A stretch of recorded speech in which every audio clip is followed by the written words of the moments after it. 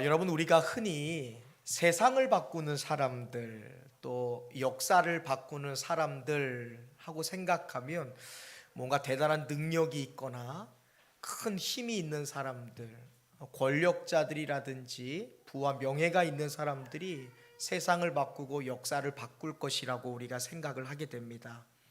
그러나 하나님은 종종 세상에서 이름 없는 사람들, 가장 작고 초라했던 사람들을 통해서 세상의 역사를 바꾸어 가고 계시고 새로운 하나님의 시대를 열어가시는 하나님이신 줄로 믿으시기를 주님의 이름으로 축복합니다. 오늘 성경의 본문의 말씀에 나오는 두 여인의 이야기인데요, 이 여인은 권세자도 아니었고 유명인도 아니었습니다. 세상에 권력을 갖고 있던 사람도 아니고 부와 명예를 가지고 있었던 사람도 아닙니다. 그들은 이름조차 크게 알려지지 않았던 산파였다라고 성경은 말씀하고 있습니다. 고대 사회에서 산파는요, 높지 않은 신분의 사람들이었습니다. 권력도 없었고 군대를 가진 것도 아니었고 부와 명예를 가진 것도 없었고 어떠한 정치적 영향력도 하나도 없었던 약자 중의 약자가 고대 사회에서 산파였습니다. 그러나 하나님은 이 작고 적었던 두 여인을 통해서 이스라엘의 미래를 지키셨다라고 성경은 말씀하고 있고, 하나님은 이 작고 초라한 두 여인들을 통해서 하나님의 새로운 역사의 흐름을 바꾸셨다라고 성경은 말씀하고 있습니다. 사랑하는 성도 여러분, 그리고 하나님 앞에서 헌신을 다짐하는 일여손교회 회원 여러분, 오늘 여러분이 앉아 계신 그 자리, 여러분이 삶에서 마주하고 있는 현실의 자리도 바로 이 여인들의 자리와도 같습니다. 우리가 세상에서 인정받지 못해도 여러분이 있는 그 자리가 바로 가정을 살리는 자리인 줄로 믿으시기를 바랍니다. 세상에서 눈에 띄지 않을 수 있어요. 사람들은 모를 수 있어도 여러분이 지키고 있는 이 자리가 바로 교회에 숨결을 불어넣고 있는 자리인 줄로 믿으시기를 바랍니다. 사람들에게 박수갈채 받지 못할 수도 있습니다. 그러나 여러분의 자리가 생명을 살리는 자리인 줄로 믿으시기를 주님의 이름으로 축복합니다. 우리 옆 사람과 인사합시다. 당신이 지키고 있는 그 자리가 중요한 자리입니다. 아멘.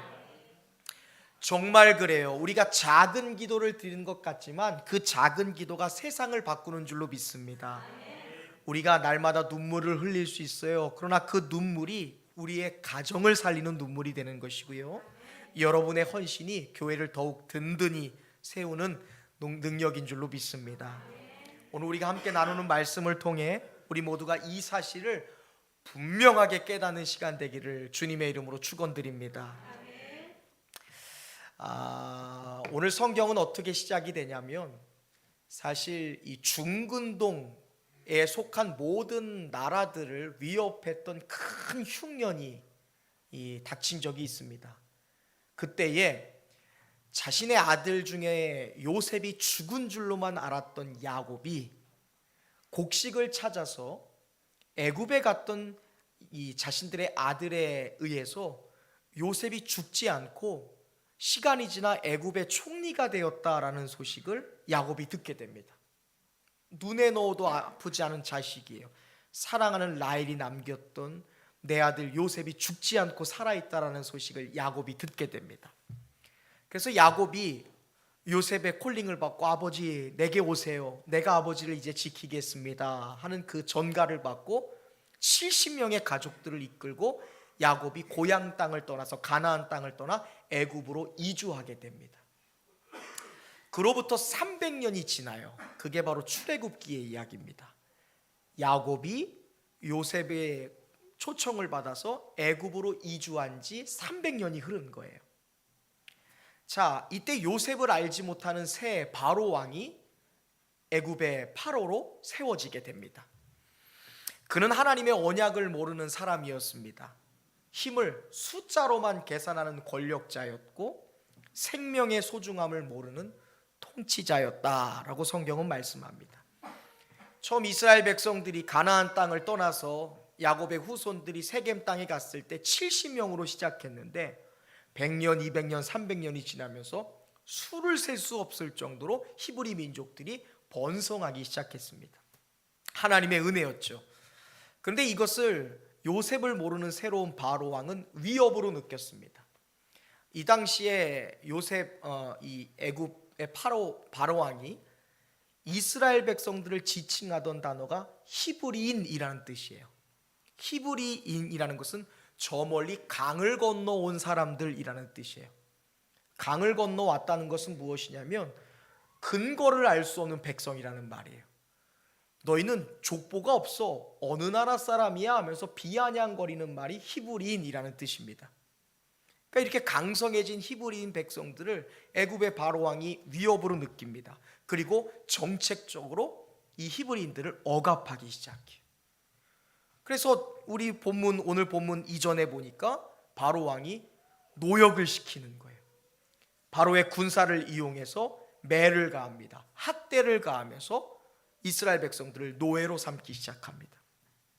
그리고 결국에는 극단적인 명령을 내리는데 그 명령이 우리가 잘 아는 히브리인 가정에 남자아이, 사내 아이가 태어나면 그 아이들을 몽땅 죽이라 하는 극단적인 인구 말살 정책이었습니다.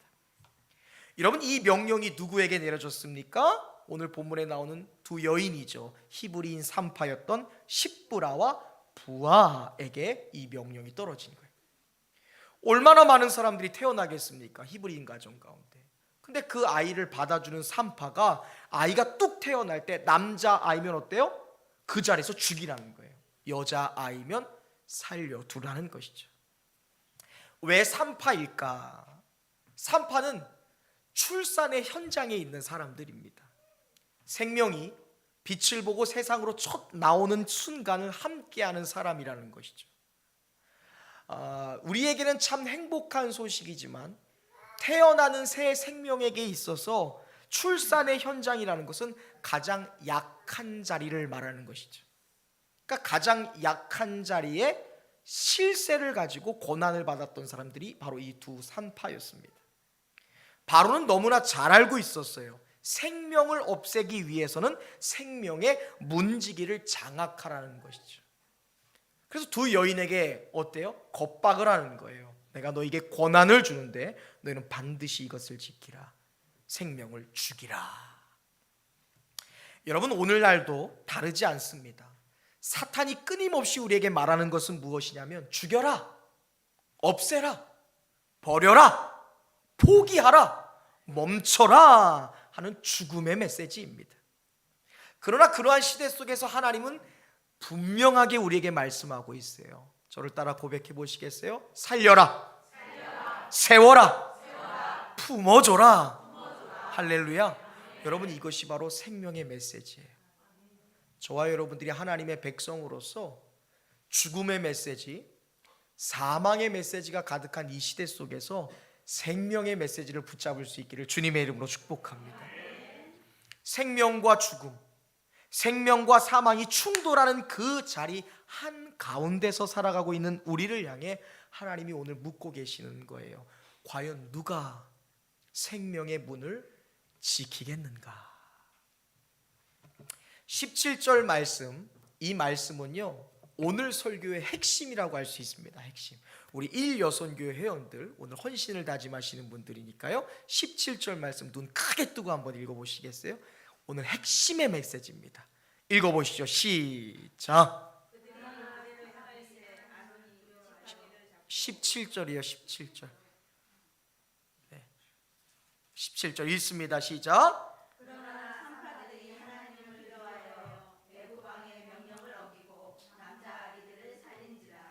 아멘. 자, 여러분, 생명을 죽이라는 명령이 지금 누구에게 하달된 거예요? 두 산파예요. 십브라와 부아입니다. 지금 이 사람들이 생명이 태어나면, 남자 아이가 태어나면 다 죽여라 하는 인구 말살 정책 제도의 그 권한 앞에 서 있는 거예요. 그런데 오늘 설교는 뭐라고 말씀합니까? 메시지는 그러나 산파는 하나님을 두려워했다. 할렐루야. 이 한 문장이 여러분 역사를 바꾼 것입니다. 이 한 문장이 이스라엘 민족을 살린 줄로 믿습니다. 우리가 이 말씀을 그냥 성경에 나오는 말씀이니까 쉽게 생각해서는 안 돼요. 이 말씀을 지킨다는 것은 이 두 여인에게서는 목숨을 담보로 하는 이야기였습니다. 바로왕의 명령을 거역하면 그 순간 자신들이 처형될 수 있는 거예요. 가족까지 위험해질 수 있습니다. 사회적 불이익은 물론 생존 자체를 위협받는 것이 바로 그러나라는 단어입니다. 이 사람들도 인간이에요. 제도 앞에, 상황 앞에, 권력 앞에 두려움이 있었을 것입니다. 내가 이것을 지키지 않았을 때, 내가 이것을 거역하면 어떻게 될까? 그때 우리의 가족은 어떻게 될까? 이 나이에 내가 이런 위험을 감수해야 하나? 바로가 우리를 가만히 두지 않을 거야. 아마 밤에 잠못을 이루며 고민했을지도 모릅니다. 그러나 히브리 산파들은 하나님을 바로보다 더 크게 바라본 줄로 믿으시기를 바랍니다. 그러나 이 접속사가 믿음의 갈림길이라는 거예요. 고민될 수 있어요. 그러나 걱정될 수 있어요. 그러나 근심이 될 수 있습니다. 그러나 의심이 될 수 있습니다. 그러나 저는 이 그러나의 믿음이 우리 일여선교회 회원들의 믿음이기를 축복하고요, 이곳에서 함께 예배드리는 여러분의 믿음이 되기를 간절히 소망합니다. 세상은 의심해요. 세상은 두려워해요. 세상은 걱정해요. 세상은 사망과 죽음에 대한 이야기를 해요. 그러나 우리는 생명의 이야기, 그러나 우리는 소망의 이야기를 할 수 있기를 바랍니다. 그들은 바로를 보는 것이 아니라 하나님을 보았다. 그들은 권력을 보는 것이 아니라 참된 주권자이신 하나님을 보았다. 그들은 죽음을 보는 것이 아니라 생명을 보았다라고 성경은 말씀하고 있습니다. 여러분, 바로 여기에서 시작되는 거예요. 사명이 어디에서 시작되는가? 믿음이 어디서 시작되는가? 신앙이 어디서 시작되는가? 바로 조건이 좋아서가 아니라, 상황이 허락돼서가 아니라, 건강이, 모든 조건이 완벽해서가 아니라 하나님을 두려워하는, 즉 하나님을 의식하고 하나님을 경외하는 그 자리로부터 사명도, 믿음도, 신앙도 시작되는 것을 믿으시기를 바랍니다. 오늘 산파들이 선택을 하는데요, 이 산파들의 선택은 단순히 두 아이를, 그리고 요 이스라엘 백성들의 아기를 살린 이야기로 끝나는 것이 아닙니다. 그녀들은 죽음과 생명 가운데 생명을 선택했어요. 사망과 생명 가운데 생명을 선택했습니다. 이 결정으로 인해 히브리 남자 아이들이 살아나기 시작했습니다. 그리고 그 세대 가운데 하나님의 사명자인 한 아기가 태어났으니 그가 바로 그 유명한 모세입니다. 모세. 훗날 이스라엘을 구원할 지도자인 모세, 하나님의 구원 역사를 이루었던 사명자인 모세, 히브리 두 산파의 순종이 한 민족을 구원하였다라고 성경은 말씀하고 있는 것이죠. 그렇습니다. 이 여인들은요, 생명을 선택한 사람들이었습니다. 바로는 끊임없이 말했습니다. 죽여라. 그러나 산파가 선택한 것은 아니다. 살리리라. 신명기 30장 19절 말씀에서 하나님이 말씀하십니다. 내가 생명과 사망과 복과 저주를 너희들 앞에 두었은즉 너와 너의 자손이 살기 위하여 생명을 택하라. 하나님이 축복과 저주를 우리의 눈앞에 두신 거예요. 잘 되는 길과 그렇지 않은 길을 주신 거예요. 생명의 길과 사망의 길 두 가지를 우리 눈앞에 주신 거예요. 그때 우리가 선택해야 될 것은 생명이라는 거예요. 그때 너와 내 자손이 살겠다라고 분명히 말씀하셨습니다. 여러분, 우리는요, 매 순간순간 선택의 상황 가운데 살아가고 있습니다. 험담할 것인가? 축복할 것인가? 미워할 것인가? 사랑할 것인가? 복수할 것인가? 아니면 용서할 것인가? 그를 포기할 것인가? 아니면 그를 잡아줄 것인가? 그 사람을 정죄할 것인가, 아니면 그 사람을 품어줄 것인가? 여러분, 이 생명과 사망, 생명과 죽음, 이 두 가지 충돌 앞에 선택의 기로에 서 있는 저와 여러분은 누군가의 산파가 돼야 될 줄로 믿습니다. 왜냐하면 우리의 한마디가, 우리의 작은 행동이 한 생명을 살릴 수 있다는 것을 오늘 본문에 나오는 두 산파를 통해 우리는 보게 되거든. 그리스도인들은 다 그거예요. 그리스도인은 생명을 살리는 산파인 줄로 믿습니다. 어떤 교회에 70대 후반의 한 권사님이 계셨어요. 젊었을 때부터 이 교회를 섬기시고 나이가 지긋하게 들으셔서 이제 80대를 바라보는 노인이 되신 거예요. 나이가 드니까요, 계단을 올라가기도 힘드신 거예요. 눈도 침침해지셨습니다. 활동도 제약이 생기셨어요. 더 이상 일선에서 헌신하지 못하는 그때가 되신 거예요. 어느 날 목사님이 신방을 갔는데 그 목사님께 이 권사님이 그런 말을 했어요. 목사님, 저 좀 보세요. 제 몸이 예전 같지 않아요 하면서 불편한 몸들을 하나하나 보여주시는 거예요. 그러면서 그런 얘기를 해요. 이제 제가 아무것도 못하게 되었습니다. 그러자 목사님이 그런 말씀을 했어요. 권사님, 못하겠다는 말씀하지 마세요. 할 일이 얼마나 많은데요. 앞에서 일선에서 일하지 못하겠다면 지금부터 제 이야기를 잘 들으세요. 매일 하루에 한 명씩 중보해 주세요. 교회에 있는 성도 한 사람 한 사람을 위해서 하루에 그 성도 한 사람 한 사람을 붙들고 기도해 주세요. 그 후로 권사님은 10년 동안 매일 교인 한 사람 이름을 적어가면서 기도하기 시작했습니다.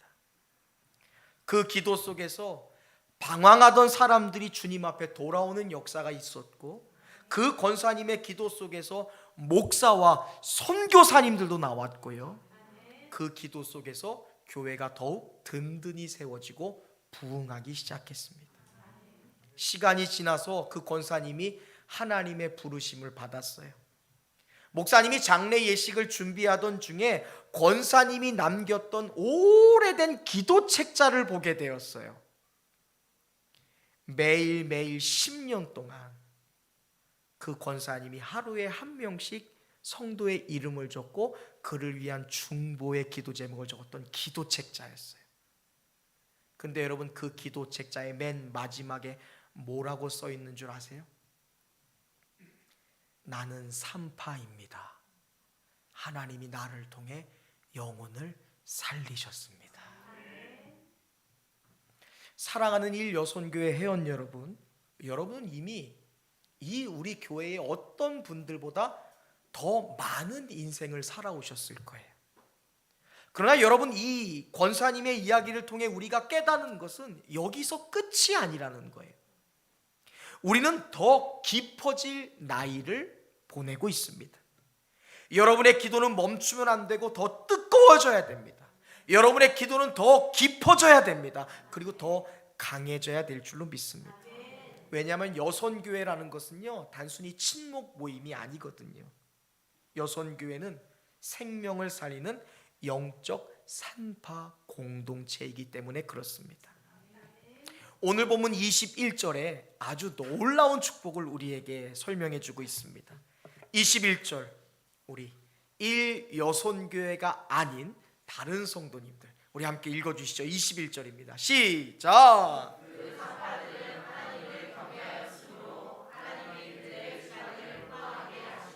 아멘. 자, 우리 일여손교회 회원들을 향해 축복합시다. 흥왕해지세요. 저분들뿐만이 아니라 옆에 계신 분들에게도 흥왕해지세요. 할렐루야. 오늘 말씀처럼 사업하시는 분들, 여러분의 사업장이 흥왕해지시길 바라고요. 직장 생활하시는 분들도 직장에서 흥왕해지시길 바라고요. 특별히 우리 학생 청년들, 우리 어린이들 자녀들 학업 가운데 흥왕해지시기를 바라고요. 여러분 행하시는 모든 일들이 하나님의 은혜로 흥왕해지시길 바랍니다. 여러분, 세상은요, 이 두 여인에게 그 어떤 보상도 주지 못했어요. 세상의 가장 큰 권력자, 여러분 바로는요 신 중의 신이라고 불려져요. 이집트의 모든 신들의 아들이 바로입니다. 근데 이 신이라고 불려지던 바로가 이 여인들에게 어떤 보상을 주나요? 아무것도 주지 않았어요. 그러나 그들은 오히려 이 여인들에게 위협을 주었을 뿐이고 억압을 주었을 뿐입니다. 그러나 성경은 하나님이 친히 그녀들에게 은혜를 주셔서 그녀들의 가정을 세워주셨다라고 성경은 말씀하는 거예요. 하나님이 산파들에게 은혜를 주셨습니다. 20절에 보니까 이스라엘 백성들은 번성하고 강해졌다는 거예요. 이게 중요해요. 생명을 선택하는 여인 하나 때문에 가정이 잘 되고 지역이 잘 되고 교회가 잘 되고 나라가 잘 되는 거예요. 한 사람이에요. 두 여인으로 인해 백성이 번성하고 백성이 강해졌습니다. 그리고 하나님은 마침내 그 산파들의 집안을 흥왕했다는 건 세우셨다는 거예요. 든든하게 하셨다는 거예요. 지키셨다는 거예요.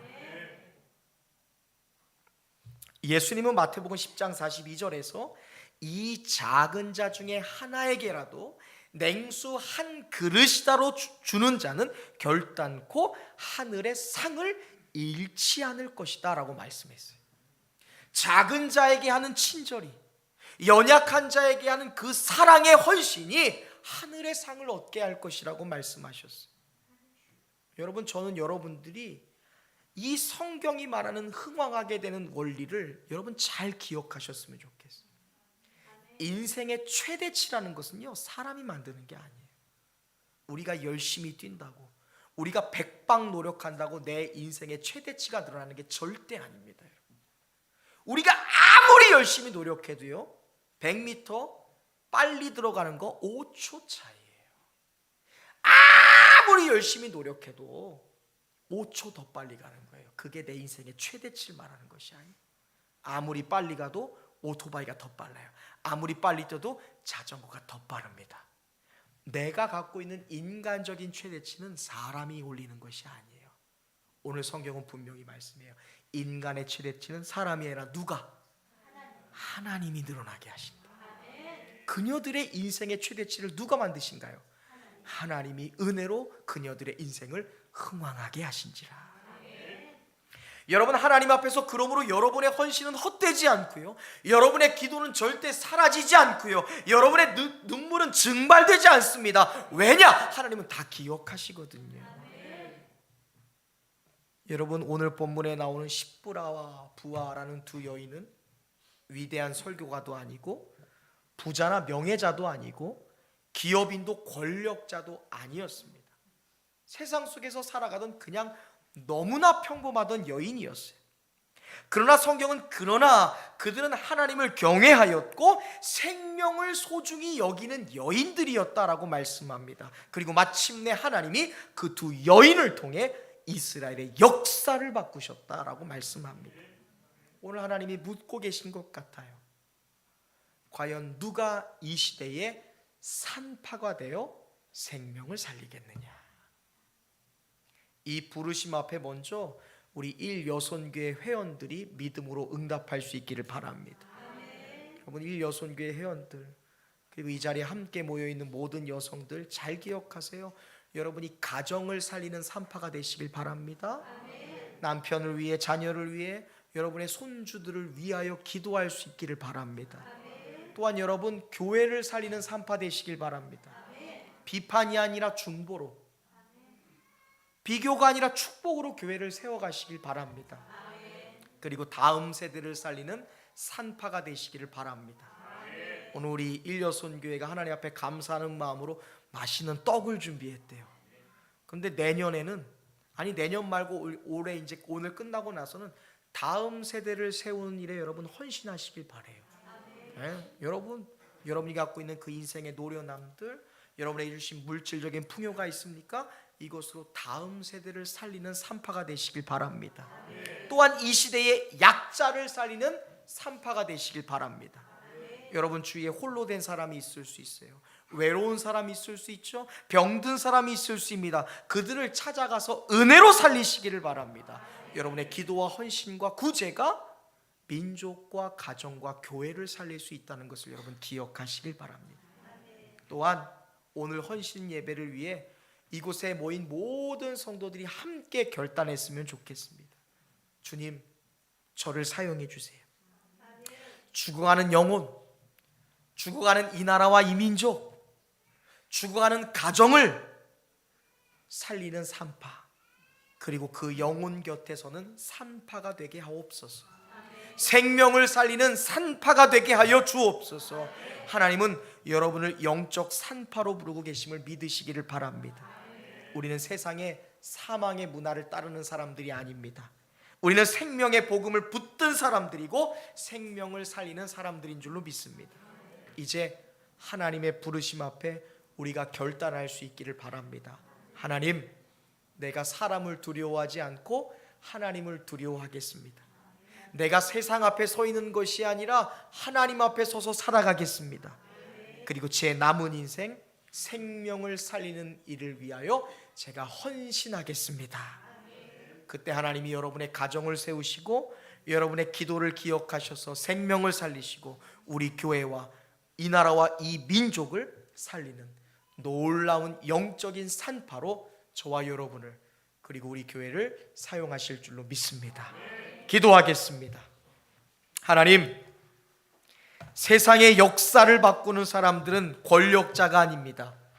부와 명예와 지혜자가 아니라 바로 하나님을 경외하는 사람들, 죽음의 소리들이 가득한 곳에서 생명의 이야기를 하는 사람들, 생명을 붙드는 사람들, 생명을 살리는 것을 자신의 사명으로 삼은 사람들을 통해 하나님은 역사를 바꾸시며 시대를, 미래를 만들어 가시는 것인 줄로 믿습니다.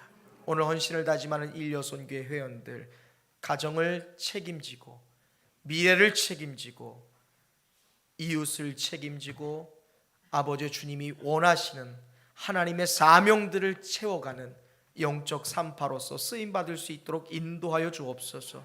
그리고 동일하게 주님 앞에 모여 예배드리는 우리 사랑하는 권속들, 하나님이 생명을 살리는 일에 우리를 부르실 때 그 부르심 앞에 주여 나를 사용하여 주옵소서. 내가 생명 살리는 영적 산파로 헌신하겠습니다.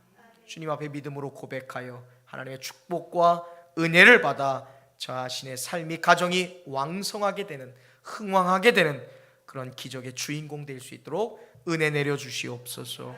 예수 그리스도의 이름 받들어 감사드리며 간절히 기도하옵나이다. 아멘.